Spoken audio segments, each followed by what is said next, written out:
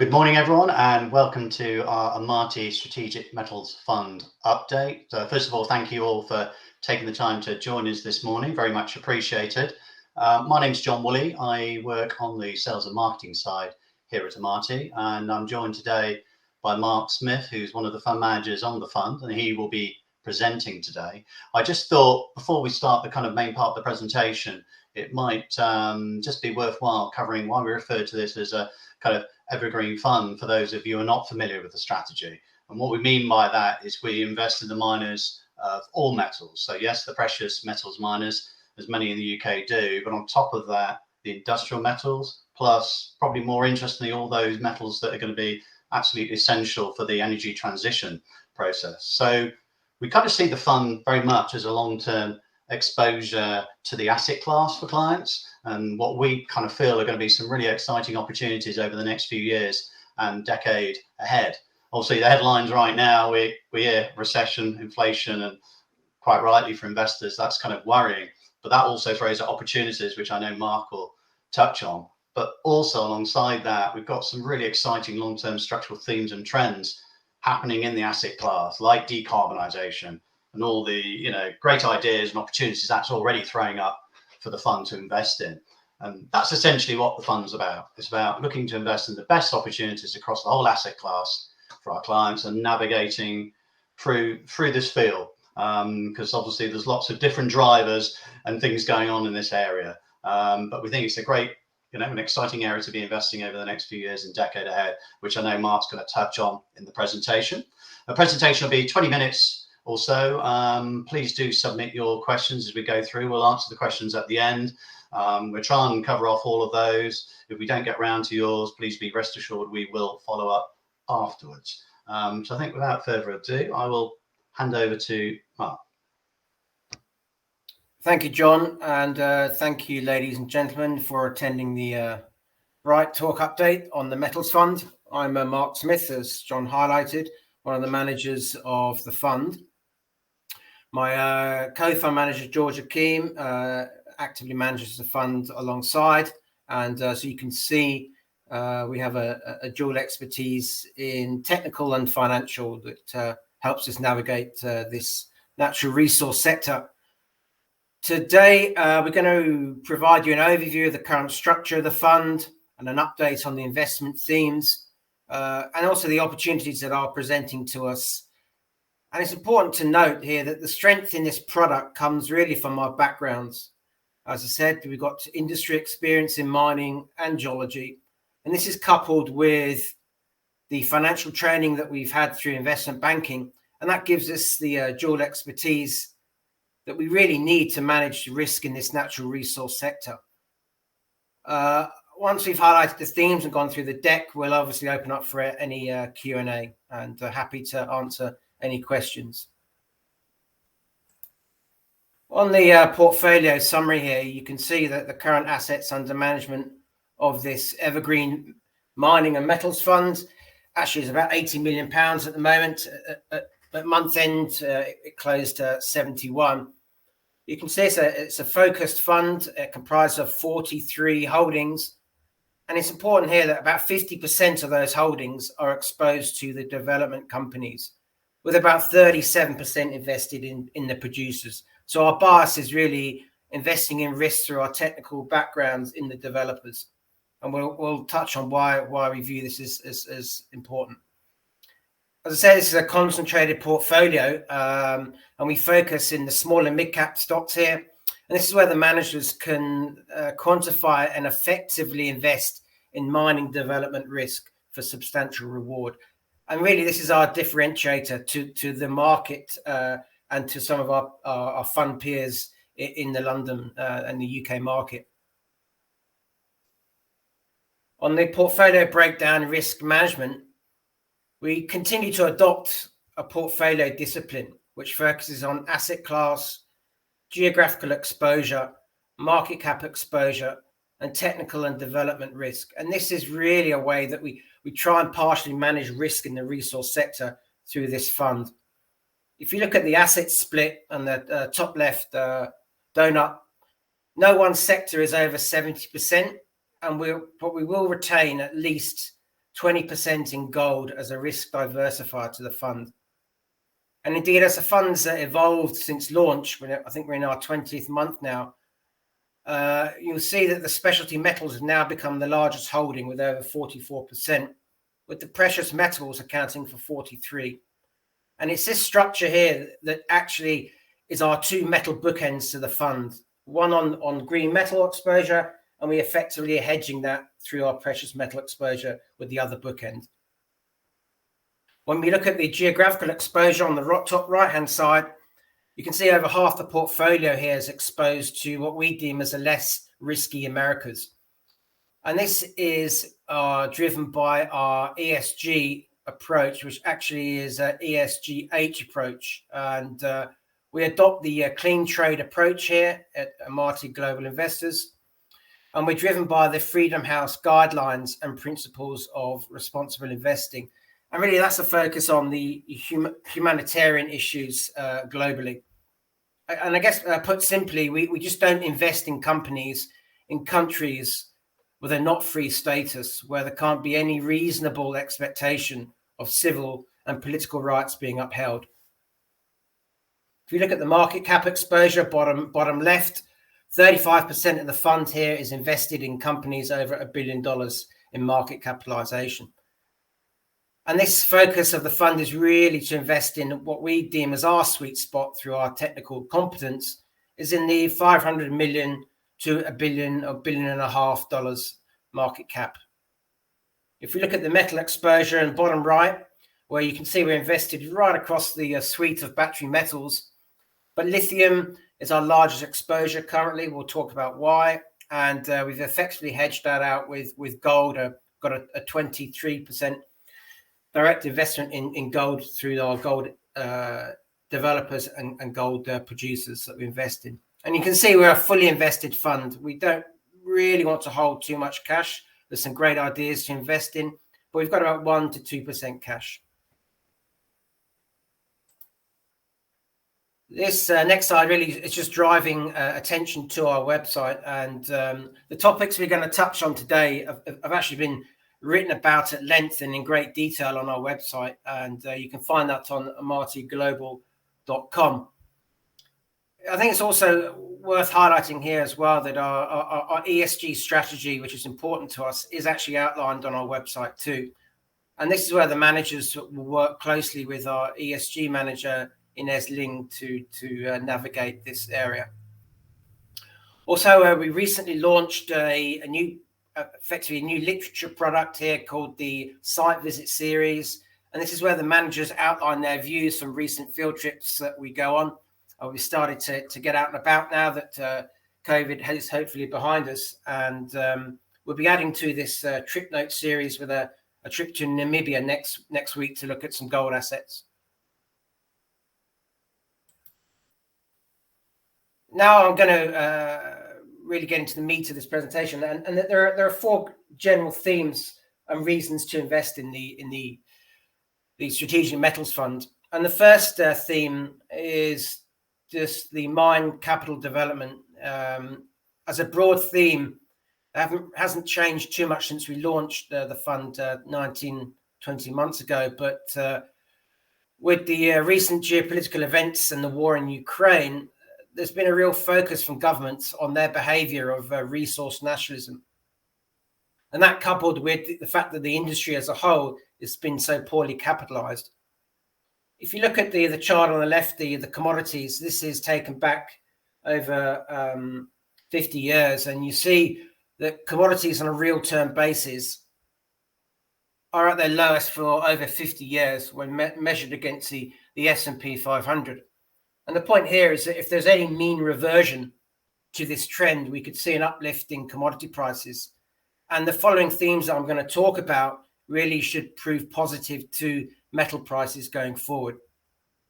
And these are, in summary, the energy transition.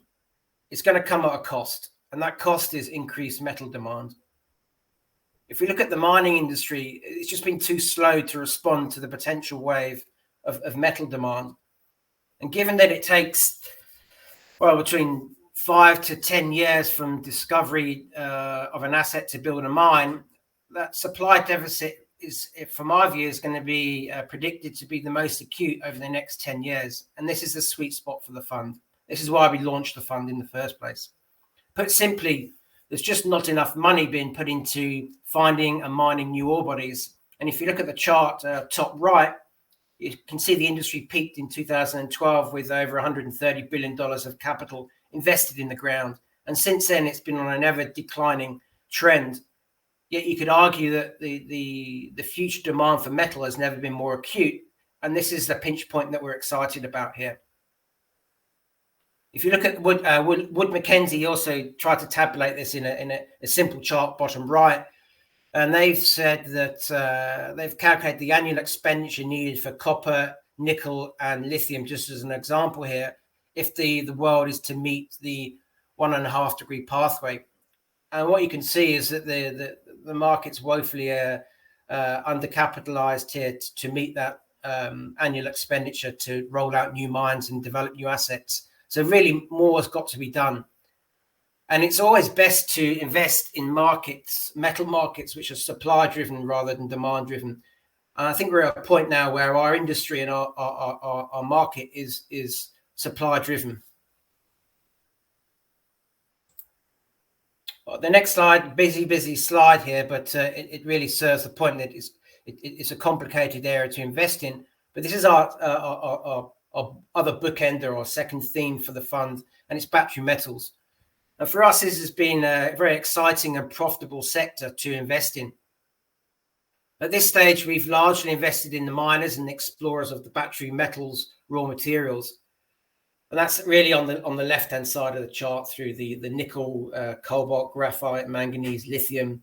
And then we can invest in companies that potentially could produce chemicals off those raw materials and get further value uplift on the investment. We're also starting to look at investing in the midstream sector. So that's really looking at your graphite, lithium carbonate, anode battery materials.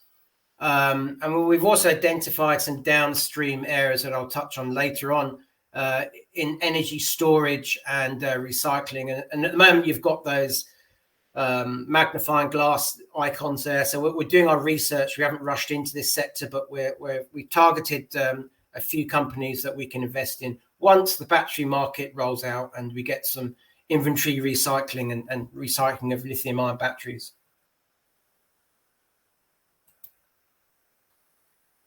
The third theme for us is the gold theme, the golden bookend, as we call it. And as I've already stated, the fund's got about 23% direct exposure to gold mining companies.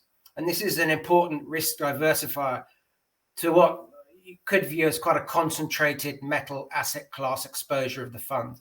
So the fund will always retain around 20% exposure in gold equities. Although the performance of the gold equities has been rather disappointing since launch of the fund, we're now starting to see a traction in this gold market. And I think two really important factors are now coming to the fore. The first is the unprecedented central bank QE or money printing, which is, in my view, is a strong cause for what we're seeing in entrenched inflation in society. If you look here, the amount of aggregate balance sheets of all the four major central banks since 2000 has grown from $2.5 trillion to $31 trillion. Yet, if gold is a proxy to that and a contrary to currency devaluation, the gold price has only rallied 6 times versus aggregate balance sheet expansion of nearly 13 times. Secondly, is important that we've seen that people are talking about global recession now, and I think this is a real prospect going forward.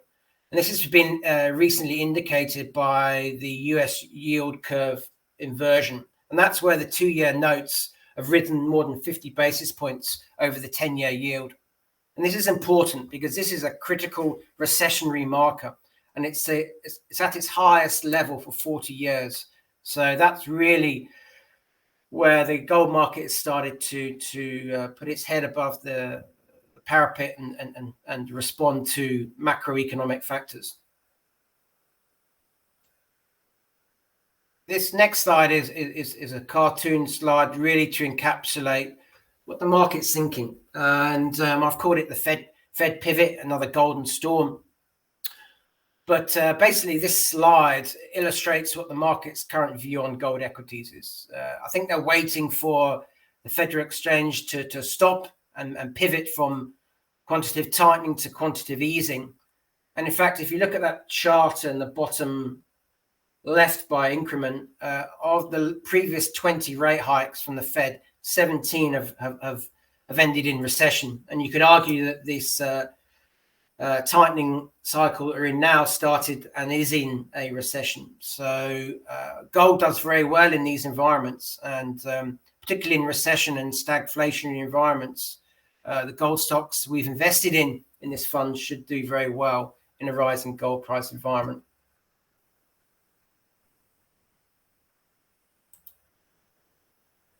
This next slide, the Amati view. You know, our style of managers is we do our own homework. Amazing as it seems, but don't believe everything you read on the internet, and especially if it's posted from a well-known investment bank. I guess it's a good job that we didn't follow their advice on buying copper and shorting lithium, because actually the trade was contrary to that. And it may be a bit of a flippant comment, but what I'm trying to stress here is that we do our own homework on the metal markets. And as we stated on the launch of this fund, we use long-term sustainable prices in our financial models. And we actively screen all our own investments. And we have a suite of over 200 companies that we're screening and modeling financially.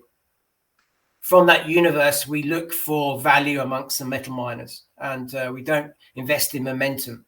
And if you look at this chart here, Goldman Sachs was calling for close to a $6 a pound copper price. I think we're $3.30 at the moment. But from the analysis that we've done, is we've seen in 2022 into 23, the market was going to oversupply in copper.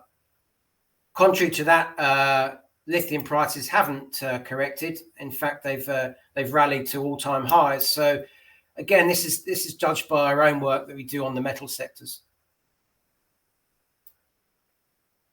I'll touch on the copper here just as an example. If you look at the copper market, there is a potential supply deficit looming. Most people are talking about this. But I think in the short term, any reduction in construction and industrial demand from any global recession or US or Chinese recessionary pressures could really mute the green demand from renewables. And it's this delta that we're quite cognizant on. So we're patiently waiting for an entry point to invest in the copper market. We've divested out of most of our industrial exposure of pure plays going into 2023. And from our analysis, it really looks like 2024 might be a pinch point for copper. But as we stated before, we're patient managers of the fund, and we'll look for a good entry point into this sector. On the lithium side of things, lithium markets had quite a wild ride, and we're aware of the price appreciation of lithium over the last 20 months. But from our work that we've done, we can see the market's going to remain tight for the next 12 to 18 months. We've tried to highlight here from looking at the battery grade, so that's the lithium hydroxide price, and the spodumene, which is the raw material for lithium. What the market is currently pricing in to use to develop to the value of the developers and some producers. You can see it's that bandwidth, or that band of pricing is significantly below spot market. And what we expect, as we've seen from previous work when we used to look at the PGM market, the platinum palladium market, in a way that there are some parallels to draw here. We expect this range really to move higher in the short term as the spot market now starts to influence contract pricing. So needless to say, we're not selling out of our lithium stocks at the moment, but we're cognizant, and it's important to stress that we don't fall in love with any stock.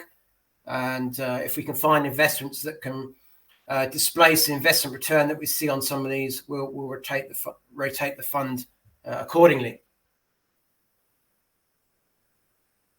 The next slide is the Chinese dominance, and we've coined it "sleep at the wheel" here. And this really highlights that China's dominance in the electric vehicle market over the last 10, 12 years.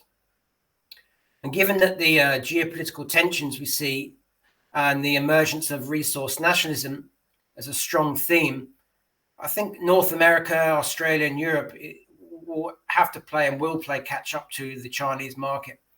And in our fund, we've purposely invested in these regions as they host some what we consider world-class, but also strategic battery metal resources. And we expect this material processing and cell manufacturing side of the industry, with political will and some financing, to increase in non-Chinese areas. And it's important to stress that you can get the material processing and the battery fabrication and assembly plants up and running in these areas in about five years. It may take 5 to 10 to get a mine on stream. So for us, it's investing in the miners, which is the exciting side. Next slide is we need more power, we need more metal. And this slide really shows that the world needs more metal than is currently produced under various scenarios, whichever market penetration you want to take in Europe and rest of world, to electrify global transport. You see on the right-hand side the current power capacity in terms of gigafactories needed, and they have to expand significantly even from the current status. Need over 10 terawatts of power over the next 10 years. So that will particularly be a focus for Europe and the US as the world tries to shift away from China. If we look at the lithium supply, same sort of theme here. And what we try to do here is show you the expansionary supply of that metal coming from different parts of the world. But you can see Europe and the US, although they have quite attractive resources, they've yet to put those into any sort of development plan. And it's these miners in America and Africa and Europe that really need to develop their assets. But as they do that, and hopefully do that, they'll be developing into a higher price environment. And with government support that we're starting to read about, it's an area for us to invest in, and we've concentrated a lot of our lithium exposure in Europe and the Americas.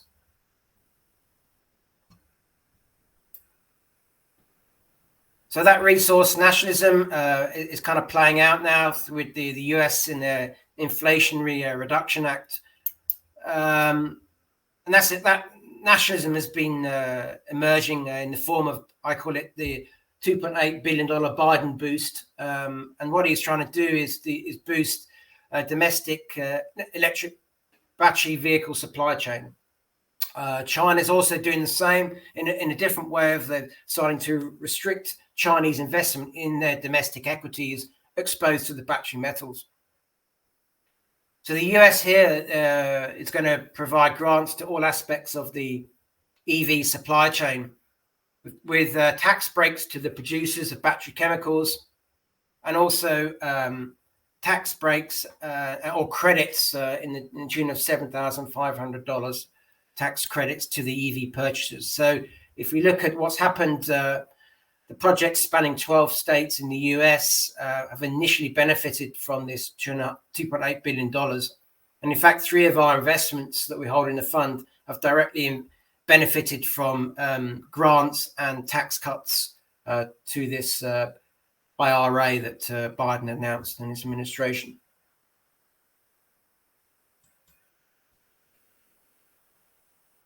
And this slide here, it's really just trying to address the issue that the current supply and demand numbers, they just don't add up. Without a material mine supply response, recycling will have to contribute to providing green metal. And importantly here, the fund can invest in this sector, which I touched on earlier.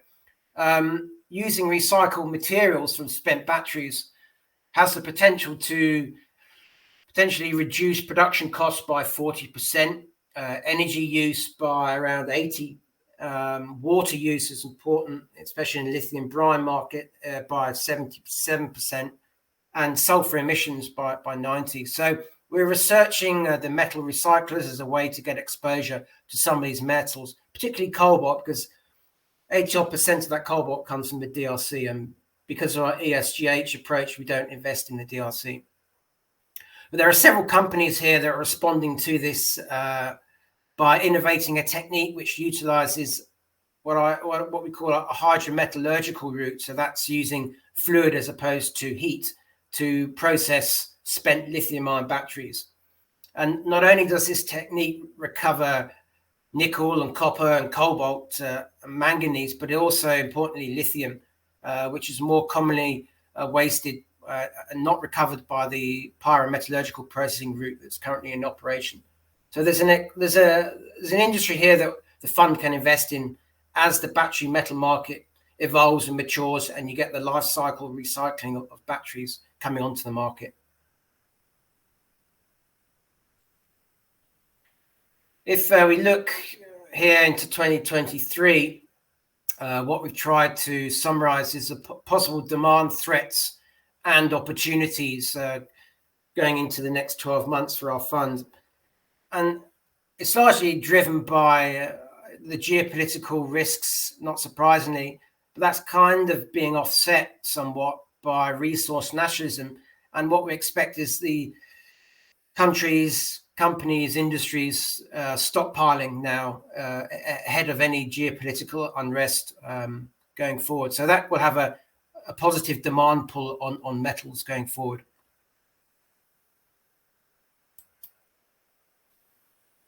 If we summarize on the fund, you can see the top 10 holdings here. All these slides will be available to you guys after the Bright talk, so you can digest them at your leisure.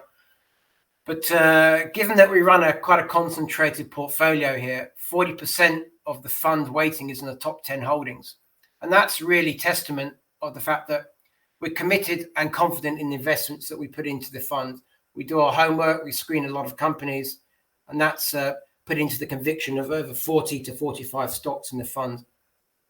You can see roughly of that 40% weighting in the fund in the top 10, 25% is exposed to the specialty industrial metals, and 15% is in the precious metals. Again, that's our two bookends of the fund playing out here.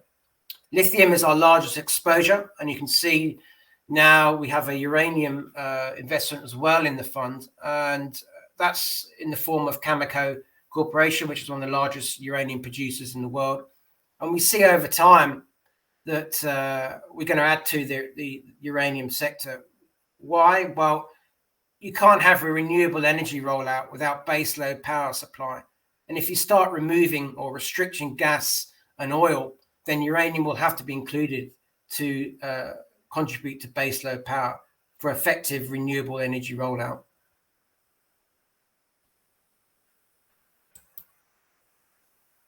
If we look at the market backdrop, just a summary of our performance.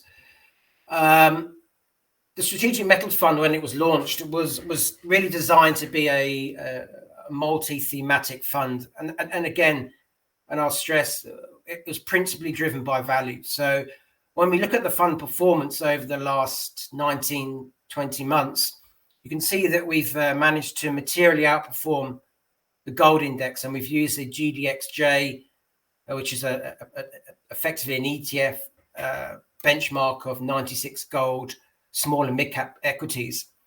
But we've also outpaced the base metal side of things as well, and that's highlighted by the S&P TSX Global Base Metal Indices. I think there's 30 or 32 stocks in that indices. And that was really achieved by stock picking. We're stock pickers. And the fund, I think, currently up 11% since launch. We've managed the volatility in the global mining equities, but we've also retained what we call the precious metal optionality for investors without really impinging on performance. The fourth and final reason to invest in the Amati Strategic Metals Fund is we get boots on the ground. And what's important here, you can actually make money through the drill bit. You don't have to rely on higher commodity prices to get an investment return. You just have to invest in companies that make discoveries. But to do that, you've got to get out of the office. And as I like to state, you can't really kick tires and lick rocks from a Bloomberg screen. You got to get out on the ground. And boots on the ground for us is very important. And because we can speak the language of the industry, we get a lot out from visiting mines and exploration site visits to give us what I think is a competitive edge against our peers who can't invest in these smaller companies, but also don't have the time or the inclination to get out in the field. So this is our fourth and final, but not maybe not our least important area. It's very important for the fund to stress that we get out in the field. I think, John, now we'll open up for Q&A if there are any questions. Okay, great. Thanks for that, Mark. Yeah, we have a few questions that have come in, so we'll start on those. So the first question, you kind of talked about it, how you invest in the small and mid-cap area of the market. And got a question here is, what is it that the large caps don't typically give you that mid to small cap might? Yeah, that's kind of an important point, and I guess it encapsulates the whole ethos of the fund, or the philosophy of this fund, is that because the large funds with many billions under management, they can't deploy capital into the small and mid cap stocks, so they have to invest in the BHPs and the Rio Tintos and the Anglo Americans of this world. But because they're such large mining companies, they actually perform just like a metal ETF. So if one of those companies makes a discovery, it's not material to that share price of that company, as the company's over $100 billion in capital in size. But for us, we look at the 250 to $1.5 billion companies, because they may have 2 or 3 mines in operation. But if they make a discovery or they're developing an asset, that's quite meaningful for the share price. And the point is important because the market is not comfortable with risk and development risk, mainly because they can't quantify it or understand it. That's our strength, is we understand and we invest in mining risk. So we can invest in a company who's developing an asset on the small side of the industry range, but that company may be only trading at 30 cents on the dollar, and they may be 18 to 24 months away from development and maybe 36 months away from commercial production. But over that time period, the stock can double or triple. So that's where we make our initial investment. Also, these companies, a couple of them, one of them, I-80, we recently invested in, they came out with some spectacular drill holes the other day in one of their assets in Nevada. And in fact, they've drilled some of the highest grade intercepts on the planet currently. So that has a material effect on the market cap of this company. It's only $750 million. So they make discovery, they generate value through the drill bit, and that has a direct influence on the share price. So that's why we're comfortable with risk, and we invest in these companies for that reason. Okay, that's great. We've got one here probably on kind of battery metals and sort of number of mines. So how many lithium nickel mines are there roughly available in the world, and are there any new deposits being found at all, or are the ores pretty much known? There's a lot of lithium around, so it's one of the common elements in the Earth's crust. In terms of companies, I'm guessing there may be 50, 60 lithium companies. Given that lithium has expanded the price 800% over the last 18 months, you get a lot of innovation, and the mining companies and the exploration companies reinvent themselves. So there's money now to be had from investors given to exploration companies to invest for lithium. The nickel side of things, there's not so much. Problem being is it's either they're very disseminated low-grade nickel deposits. I mean, the largest nickel deposits have been found. So you're not going to find another Voisey's Bay anytime soon. But what's happening with the nickel industry is there are higher grade underground smaller deposits which are still meaningful. Centaurus will be an example that we've invested in. Mincor, Pan American Silver. They're not world class by scale, but they're world class by grade, and that's important. I think the delta to the nickel side of things is the industry is reinventing itself by reprocessing nickel pig iron. So that's a low grade nickel supply from Indonesia. Because the nickel price is so high, you can make a pig iron, which is a low grade nickel material, resmelt that, dissolve it into a liquid, and produce a battery chemical. That only works with high metal prices because the conversion costs are so high. But at the moment, that would work. So a lot of the nickel sulfate is coming out of Indonesia via a low-grade nickel supply. But again, the metal prices we see on our screens are high. They're way above long-term sustainable prices. So we're going to get a correction coming, which will then alter the supply side of the equation, and there'll be a balance on nickel. Okay, thank you for that, Mark. I have a question here, just asking whether you can elaborate a bit on the rationale behind using hedging via gold in the fund. And are you relying on some special metals, precious metals interdependency here? And how does this depend on different interest rate environments? So I guess essentially, just to expand a bit on the rationale for using gold as a hedge. Yeah, I mean, it's a bit of a flippant comment when I said we hedge by gold. We don't actively hedge, but the nature of the portfolio is we've got effectively two ends to this fund: the battery metals and the gold equities. And although the gold equities in our fund since launch, the holdings are down 16%. That's actually better than the broader market. That's probably down 40%. So although we haven't had a capital appreciation in the gold equities, they've actually protected the value of the fund. And again, we're not just a battery metals fund, we're an evergreen fund. So we're always going to have gold exposure in the fund. So by that, when I say we're hedged, I guess the term is we're actually balanced a bit more. We're not exposed to one material asset class. And if there is any recessionary correction coming, there might be a slowdown in electric vehicle rollout, but the demand there's such an acute shortage of these battery metals in the short term, even with a conservative rollout of electric vehicles, that I think that side of the industry will be more resilient to any recessionary downturn in the market. And then on the other side of that, we've got the classic inflationary hedge or recessionary hedge here with the gold equities to invest in. We can hold gold ETFs as well if we want to, maybe up to 10%. But to be honest with you, we see so much value in the gold equities here. We don't just want to go into the commodity.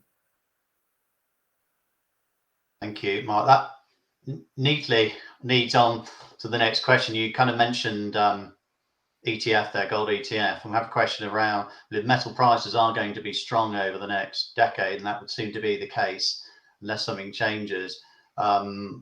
What do you gain versus buying the fund versus just buying any commodity ETF? I guess, is it around having that mid and small cap exposure and adding value through stock picking? Or? Yeah, I mean, there's a classic leverage. So, I mean, with gold equities, there's a 3-to-1 leverage. So the incremental move in the fundamental gold price, the equities usually respond between 2 and 3 times that. That's driven as a gold as an example, but the other battery metals is they've got leverage through their ore body. So as the gold price or the lithium price or the nickel price or the cobalt or graphite price goes higher, because they've got such large resources over 10, 15, 20 years, their leverage to their cash flow from these mines is higher than the incremental unit appreciation of the commodity. So we can invest in ETS, but there's better leverage through the miners. Also, again, to that point is the miners, they may have commercialized a section of their ore body at a given metal price. Now, as the metal price goes up, those resources which are not reserves, i.e. they're not in the mine plan, suddenly become economic. So those resources can then be folded or developed into their reserves, which then go into their mine plan, which then produces cash flow. So there's a leverage through the ore body as well. Excellent. Thank you for that, Mark. I think we're sort of wrapping up here. So thank you, Mark. Thank you for everyone for taking the time to dial in and listen today. If you do have any further questions or want any further updates on the fund, please contact one of your friendly salespeople shown there on the screen. And so thank you all, and speak again soon.